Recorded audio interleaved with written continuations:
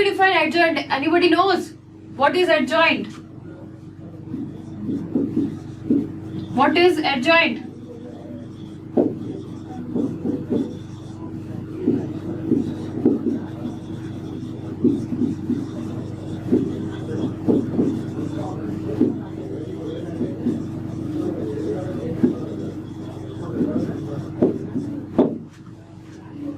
It is just the transpose of cofactor matrix. Adjoint is transpose of cofactor matrix. Yes, good. Now let's say you have a matrix like this.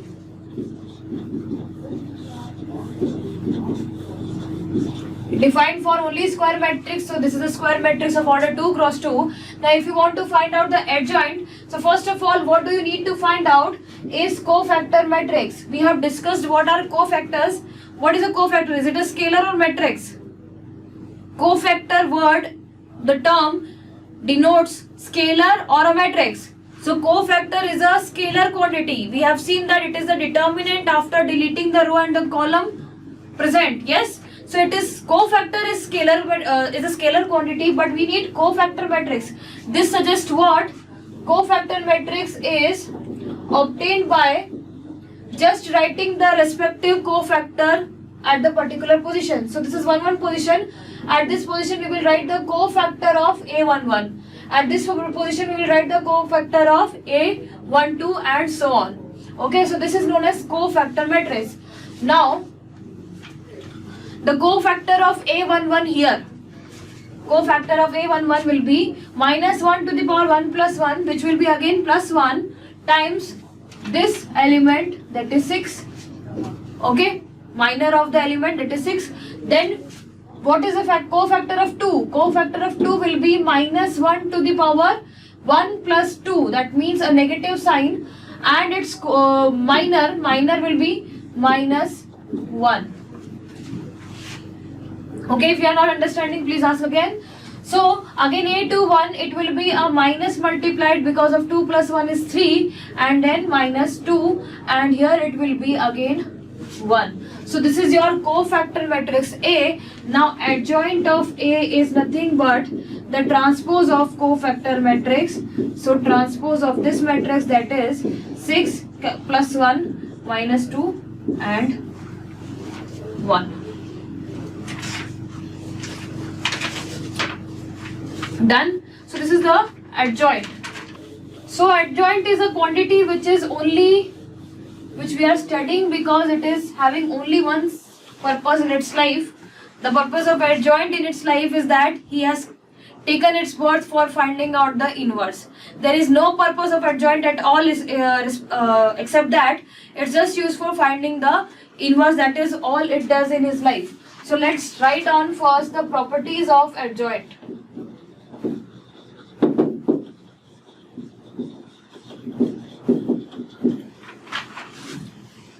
Let's write down the first property.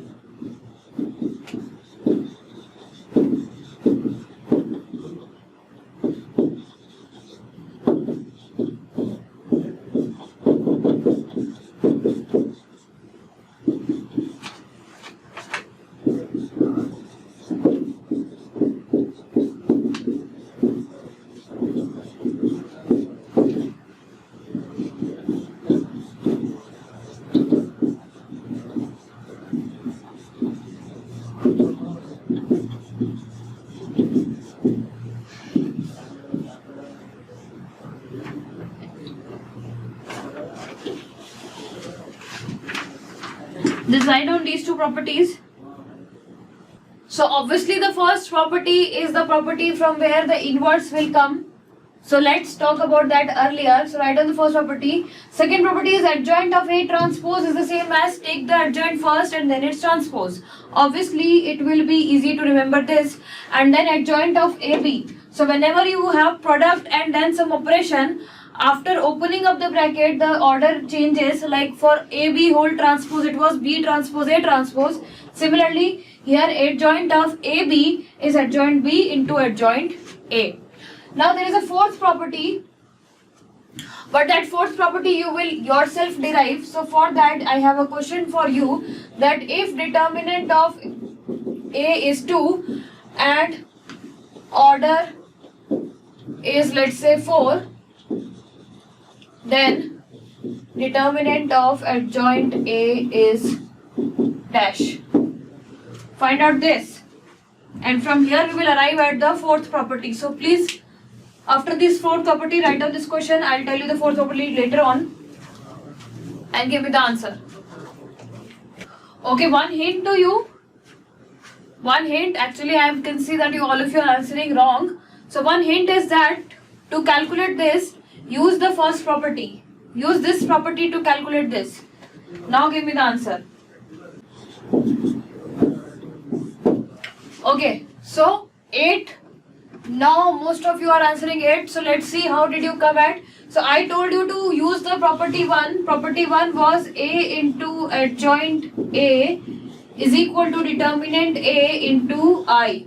Whenever you have to find out the determinant, and if you have any equation regarding the matrices of which you need to find out the determinant, then use that equation. Just take the determinant on both the sides of the equation.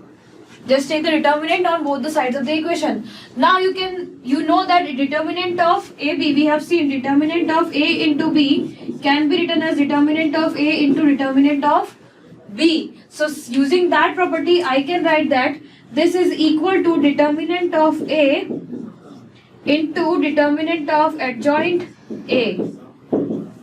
Here, what will be the determinant of determinant A into I? So now is it okay? Yes, okay. So let's begin again. So what I was saying that, what will be the determinant of RHS? What will be the value at RHS? Now the thing is that this determinant of A is not a matrix. Determinant of A is a scalar. This value, determinant of A, is a scalar quantity.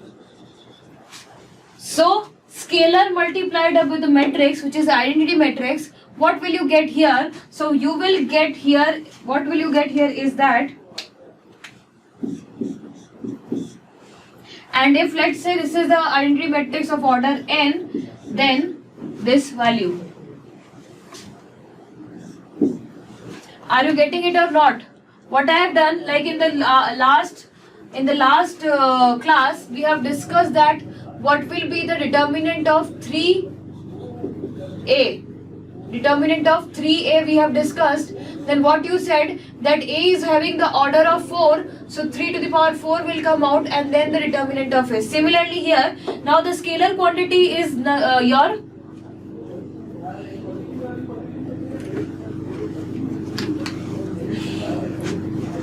what I am saying is that, do you remember that question which we discussed in the last class? That find out the determinant of 3 times a. Then what we said that this 3a means this 3 is multiplied to each and every element of the matrix. So to find out the determinant, we can take the 3 common from all the rows. Just turn your pages, go to the last class, and you will see this question, and you said that this will be equal to 3 to the power 4 determinant of a. Similarly here, this determinant a is a scalar quantity, and if it is multiplied with the identity matrix of order n, then you can take out that scalar n times common. So what I have done here is determinant a to the power n and then the determinant of your I matrix. Is it okay with you or not? Reply. So similar to that problem, we have taken out 3 to the power 4 as common. In this case, we have taken out determinant to the power n as common. Now you can see that there is determinant of a here, determinant of a to the power n here. So if I want to solve for adjoint determinant, then it will be determinant of a to the power n minus 1 and determinant of I. I is a diagonal or triangular matrix we have seen yesterday. For triangular matrix, determinant is the product of leading diagonal elements. So it will be 1 into 1 into 1, that is 1. So from here, the fourth property that actually you have solved is that fourth property, that if A is of order n cross n, then determinant of adjoint A is equal to determinant of A to the power n minus 1. So similarly, the answer here is determinant of A to the power n is 4, so 3, that is 2 cube, that is 8. Clear? Is the determinant of I 1? Yes, Sayan, because I is a, you can see that I is a diagonal or basically triangular matrix. So what is the determinant of a triangular matrix? It is the product of your diagonal elements, that will be 1 multiplied by 1 multiplied by 1 and so on, that is 1.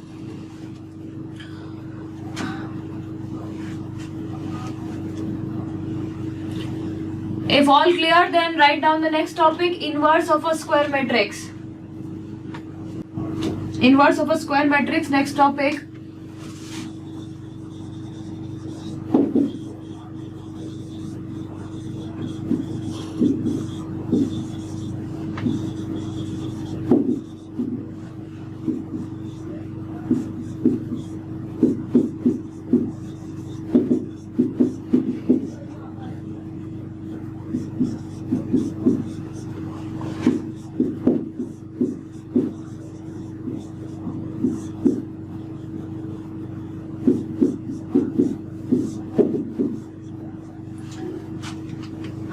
So, what is inverse? Inverse of a matrix is a matrix.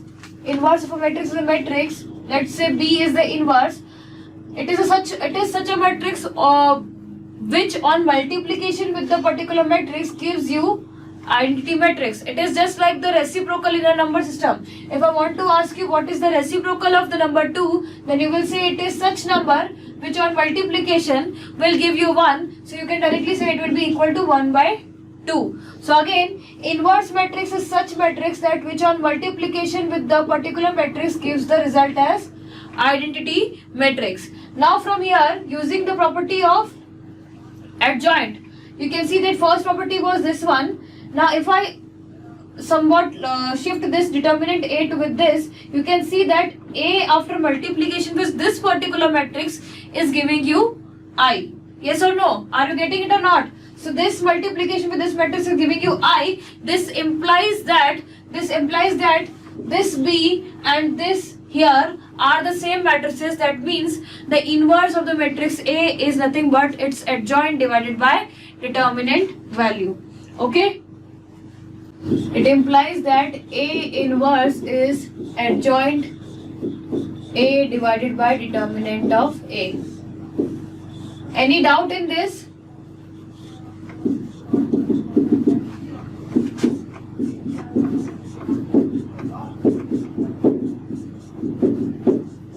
First property, multiplication of the matrix with its inverse is I. Similarly, its commutation is also true. This matrix multiplication is commutative. We have seen that. What do you mean by commutative? If AB is equal to BA, then that multiplication is commutative. So this multiplication is commutative. Okay. Second property is AB whole inverse can be written as B inverse A inverse. AB whole inverse B inverse A inverse. Second property. Third property, the inverse of the transpose can be written as the transpose of inverse. Means you can interchange the order of the operations of transposing and inversing. Okay, you can interchange. And fourth property,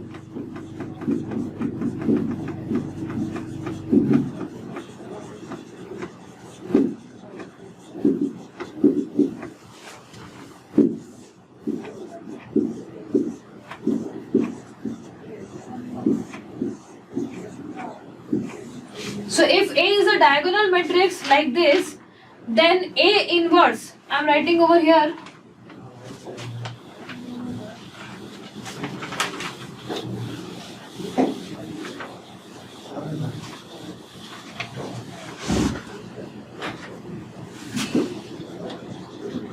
then A inverse is directly equal to 1 by D1, 1 by D2 and 1 by D3.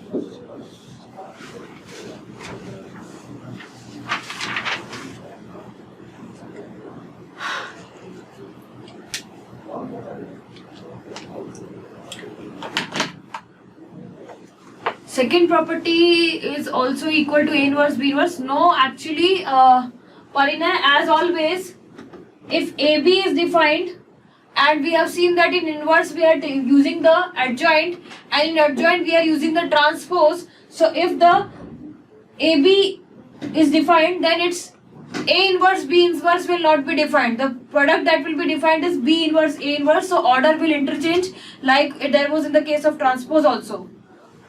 Parinay, understood? Okay, one thing I'll want to ask you, that you know that if there is a number, always there is a number which is its reciprocal. For every number its reciprocal exists. But can you say that for every matrix its inverse will exist or not? Will inverse exist for every matrix in the universe? Like for the cases of numbers, that for every number there is a reciprocal for it. Similarly, you can say so or not. So obviously no, the inverse will not exist for every matrix. The inverse exists only for a matrix which is non-singular. Inverse exists only for a non-singular matrix. So write down a note.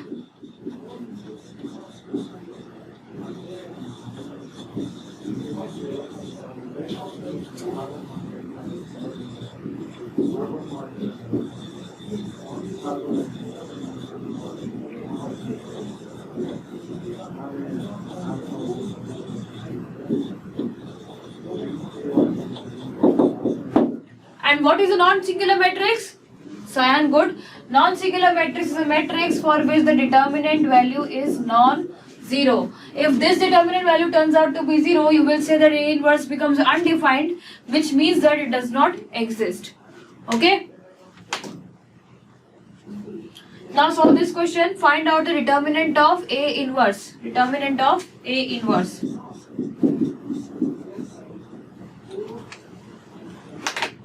So everybody is answering as 0.25. Rest of you. So see, we have seen one property of determinant. What was the property of this? Determinant of AB. So it was equal to determinant of A into determinant of B. Now using this property, can you find out the determinant of A to the power n? Determinant of A to the power n. So what does this mean? That it is the A into n, so on up to n times. Using this property, I can write it as determinant of A, so on up to n times. So this is equal to determinant of A to the power n. So this also you can remember as a property, that determinant of A to the power n is the same as determinant A to the power n. Very logical from that property. Okay, now if you substitute n as -1 here, then you will get the value of determinant of A inverse. So A n as -1, you will get this as determinant of A to the power -1, which is the same as 1 by determinant of A.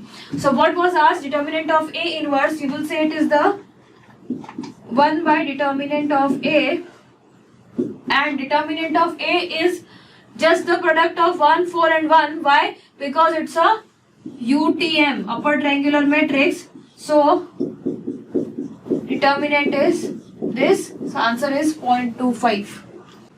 So next question is saying that XY are non-zero square matrices of order n cross n, and if XY is equal to null matrix, then which one of the following is correct about the determinant values? So this equation is given to you, XY is null matrix. Everybody has answered option D. Why so? Option D, why are you answering? It can be ABC. Sayan is saying. So this implies either determinant of X is 0 or determinant of Y is 0. So if you arrive at this conclusion, then through this conclusion your option A becomes right, option B becomes right, and option C also becomes right, as the case of Sayan. So if you are using these things, then you are not able to come to a particular answer. All of these things that you have done here is correct, but you are not able to come to a particular option as your answer. So it's not so that the question is wrong.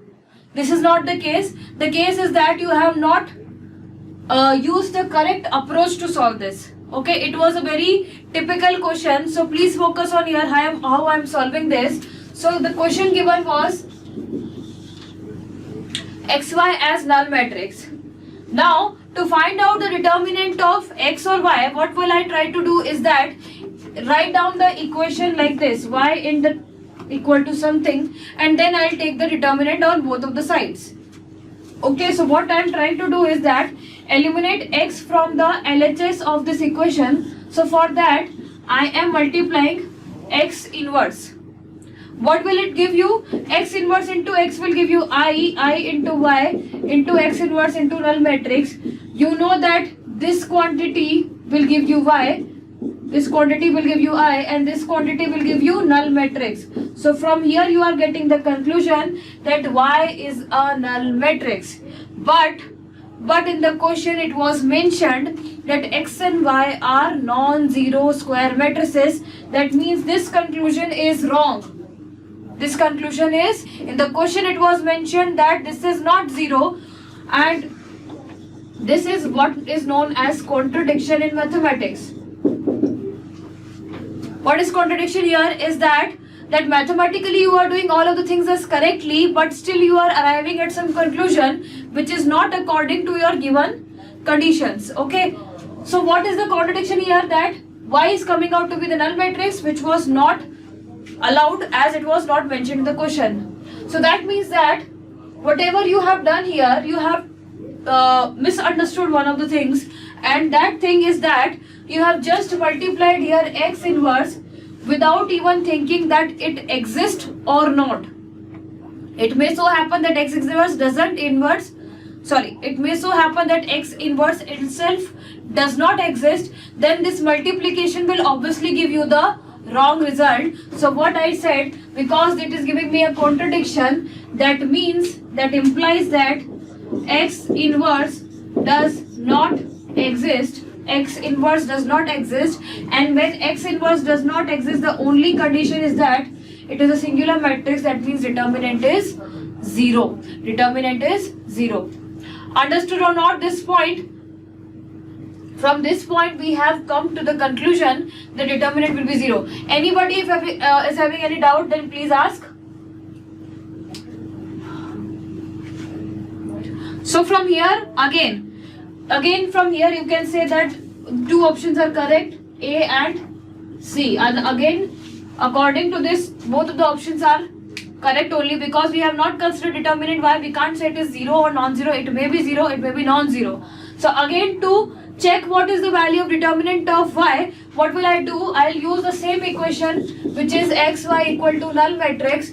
I'll just pre-multiply it with the y inverse, so that this gives you x into y inverse is equal to null matrix time y inverse. Okay, and finally it will give you x equal to null matrix, which is again the contradiction, again the same conclusion, because x can't be a null matrix according to the question. So what we will say, that whatever you have done here is not possible. So y inverse does not exist. That means determinant of y is also 0. So from this conclusion you will say determinant of x is 0 and determinant of y is 0. So definitely answer is option C. Answer is option C. Yes, Paskar, that A inverse is adjoint of A divided by determinant of A. So if determinant of A is 0, A inverse does not exist. That is the condition for the existence of inverse.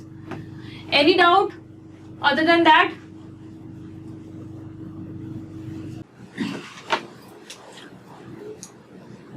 Okay, A, B. So mixed answer I can see. Someone is saying A, someone is saying B. So let's see the question. A, B, C, D are n cross n matrices, each with non-zero determinant. So first of all, when mentioned it is non-zero determinant, option D itself doesn't count. Because if the determinant is not 0, then obviously B inverse will definitely exist. So option D has no significance. So answer is among the options A, B and C only. Yes? So this is the equation given to you.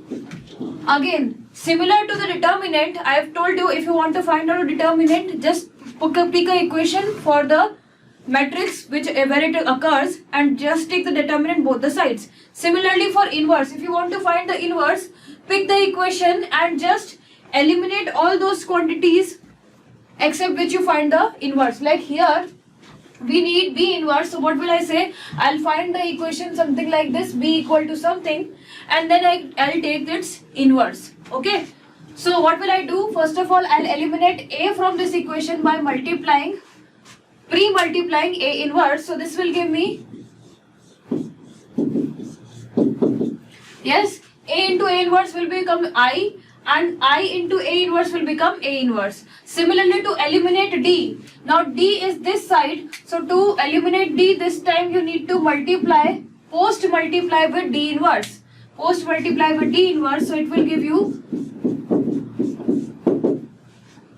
okay, and finally to eliminate this C in this equation, just post multiply C inverse. So from here you will get B as A inverse, D inverse, C inverse. Now we have got this equation that B is equal to A inverse, D inverse, C inverse. To take its inverse, you will take the inverse of both the sides. Now we have seen AB whole inverse. AB whole inverse is what? The order will interchange B inverse, A inverse. Similarly, A inverse, D inverse, C inverse is nothing but C inverse inverse, D inverse inverse, A inverse inverse. So C inverse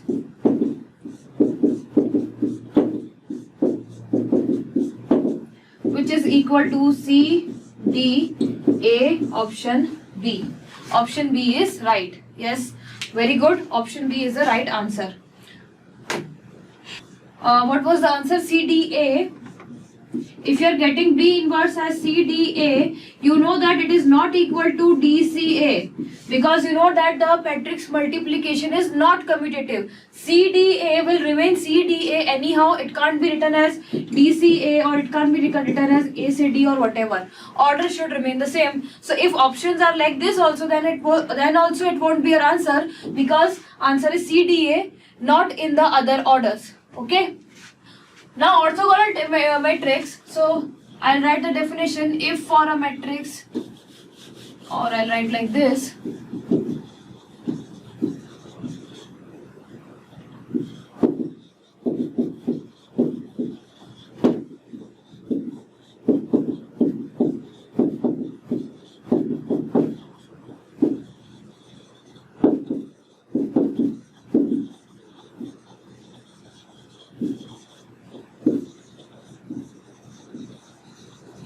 What is the condition? A into A transpose equal to A transpose into A equal to I. This is known as an orthogonal matrix. Okay, product with the transpose of the matrix, if it's coming out to be I, then it is known as orthogonal matrix. Okay, after that, write down this definition and see this question. Recent question asked in 2018. So there is a matrix Q. Q is given to you. I'll write.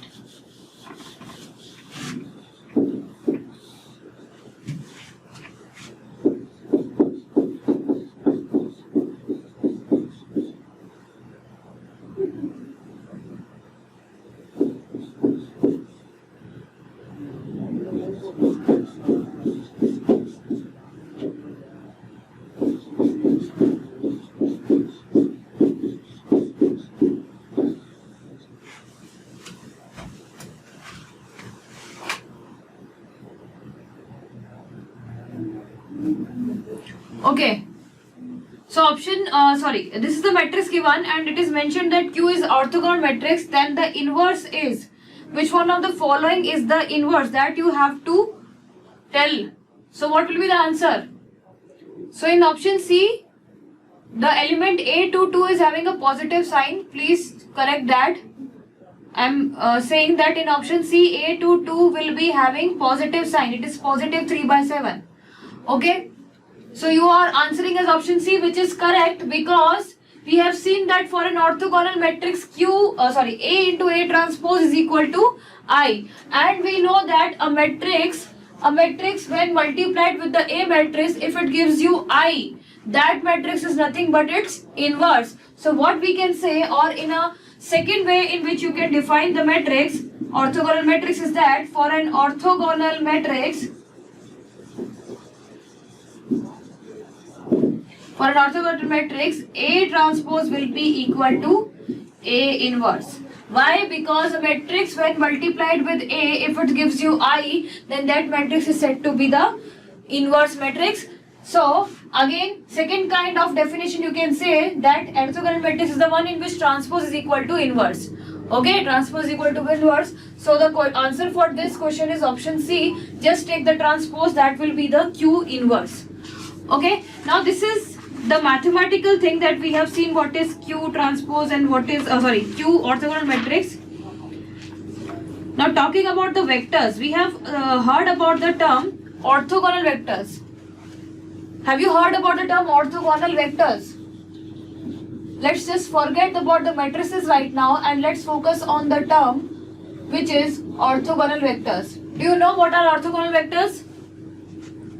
What are the orthogonal vectors? If I say that A and B are orthogonal, then it implies that they are perpendicular to each other. Then it implies that A vector is perpendicular to B vector. Orthogonal vectors are those vectors which are perpendicular to each other. Okay, so now coming to the point of these orthogonal vectors, perpendicular vectors are orthogonal, and to check the perpendicularity, we find the dot product. So dot product value is 0 for orthogonal vectors. We will discuss this dot product later on in vector calculus also. But for now, we can say that orthogonal vectors are those vectors which are having their dot product as. Now there is one more kind of vectors which are known as orthonormal vectors. Have you heard about them? Orthonormal vectors. So similar terms, orthogonal, orthonormal, but what are those vectors? So I guess most of you have not heard about this term. So let me clear that. What are orthonormal vectors? So basically, orthonormal vectors, if I say that A and B are orthonormal, then first condition is that they will be perpendicular, means they will be orthogonal, and simultaneously the magnitude of A and the magnitude of B will be 1. So what is the condition for A and B to be orthonormal is that they should be orthogonal and they should be unit vectors. You know that what are unit vectors? Unit vectors are those vectors which have magnitude as 1. So those unit vectors which are perpendicular or which are orthogonal are said to be orthonormal vectors. So these are orthonormal vectors. Understood? So now what is the relationship between these two quantities and our matrix, orthogonal matrix? Then the relationship is that orthogonal matrix is formed by the combination of, or its columns and rows are nothing but the orthonormal vectors. What I am trying to say is, if this matrix is orthogonal matrix, as we have seen in the question, then its rows and column vectors are actually orthonormal vectors. You can see that if I specify this as R1, R2 and R3, then you can see that R1 into R2. What are you getting this as? What is R1 into R2? What is R2 into R3? And what is R3 into R1? Can you calculate? All these values, if you calculate, 3 by 7 into minus 6 by 7 minus 18 by 49 plus 2 by 7 into 3 by 7, 6 by 49 plus 12 by 49, which is 0. Similarly, this will be also 0 and both of these quantities will be 0. So this means what? That the vectors represented by both the rows, all the rows are actually orthonormal, and you can see that their magnitude is also turning out to be 1. So that is how we physically think of the orthogonal matrix. What is orthogonal matrix? It is the matrix formed by the combination of orthonormal vectors. So please write this down. It is a matrix which consists of orthonormal vectors. Please copy down from the slide. And obviously, if A is orthogonal, then its inverse and transpose will also be orthogonal in nature, because both of the two quantities will again satisfy this equation. So if A is orthogonal, inverse and transpose will also be orthonormal. R1 into R2 equal to 0 represents this. I've told you orthogonal means A dot B is 0. A dot B is 0. How to calculate? Like, you know that there is a I here, J here, K here. We have seen that. These are vectors. How to find the dot product? Just multiply the corresponding I values, J values and K value. Okay. So that's what I have done here. Okay. Any doubt? Any query up to this point? Okay. Noted. Now see the example. I am having two vectors, A and B vector. Tell me, are A and B orthogonal? Are A and B orthogonal vectors or not? I am not talking about matrix right now because there is no matrix. I am talking about the concept of orthogonal vectors. Are they orthogonal? Yes, obviously they are orthogonal. Again the same thing, multiply the corresponding I values, means 1 into 2 plus 2 into minus 1. 1 into 2 plus 2 into minus 1, this is giving you 0. That means they are orthogonal vectors. They are orthogonal vectors. Now tell me whether A is orthogonal matrix or not. A is orthogonal matrix or not. You can see that what I have done, I have just written down the corresponding IJ values in row 1 and row 2 respectively. So whether A is an orthogonal matrix or not.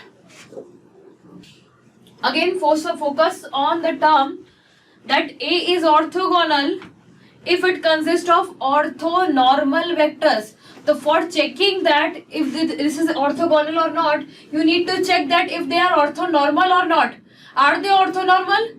So no, they are not orthonormal, because if you try to find out the magnitude of A and B, what is the magnitude of A? How do you find out the magnitude?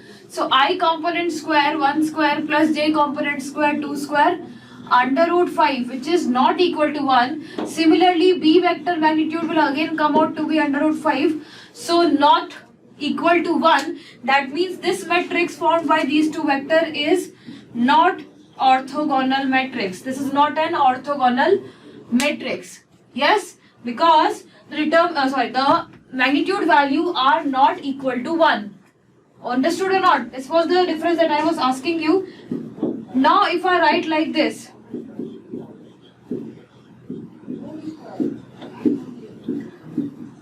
now tell me whether B is orthogonal or not.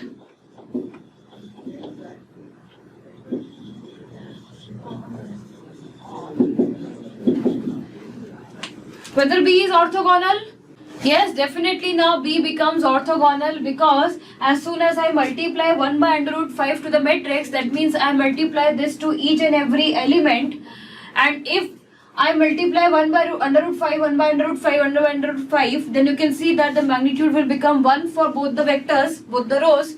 That's why it will turn out to be an orthogonal matrix. So this is orthogonal matrix, while this is not an orthogonal matrix. So we know that if A is an orthogonal matrix, then transpose, multiplication with its transpose is an identity matrix. From this, can you find out the determinant of A? Can you reach to the determinant of A from this? So obviously I need an equation which is there. I will take determinant on both the sides. Using the properties, I will write like this. Now what is the determinant of A transpose? What is the relationship of the determinant of A transpose with determinant of A?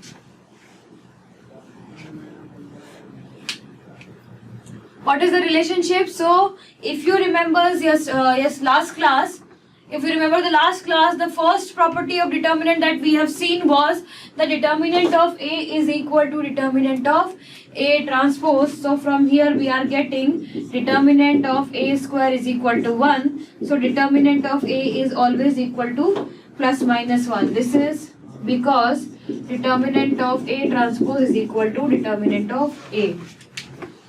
So another point to note about orthogonal matrix is that its determinant will be always equal to either plus 1 or minus 1. Either plus 1 or minus 1. If the determinant is 1, that does not imply that it will always be an orthogonal matrix. As you can see, determinant of identity matrix is what? 1. But is identity matrix is an orthogonal matrix? So you can say it is orthogonal, but not for every matrix. Okay, this is not double implication size. This does not imply that this is an orthogonal matrix. I've said If A is orthogonal, then this will follow.